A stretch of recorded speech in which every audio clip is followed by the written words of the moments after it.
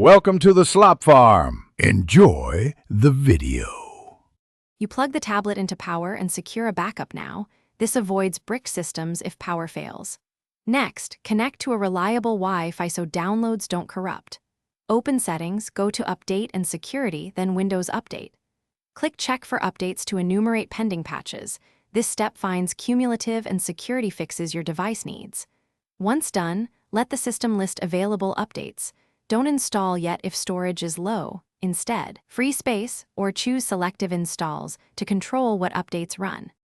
You now review the available updates and prioritize critical security and cumulative patches because they change system stability most. Start the downloads and monitor progress. Large feature updates can take 10-60 minutes depending on connection. While downloading, check Device Manager for driver updates that Windows didn't include. Manually fetch manufacturer drivers if touchscreen or Wi-Fi acts up. Once downloads finish, allow Windows to prepare the installation files. Make sure you free at least 5 to 10% storage, so you restart the tablet and let Windows complete the installation.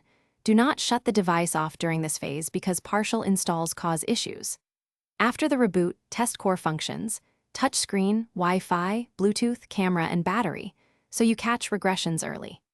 If something fails, go to Settings right arrow update and Security right arrow recovery to roll back the last feature update, or boot into safe mode to uninstall problematic drivers. One key troubleshooting tip. If the tablet won't boot, use Windows Recovery Media or the built-in recovery environment to run startup repair.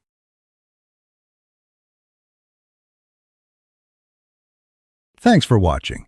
Consider subscribing if we helped you today.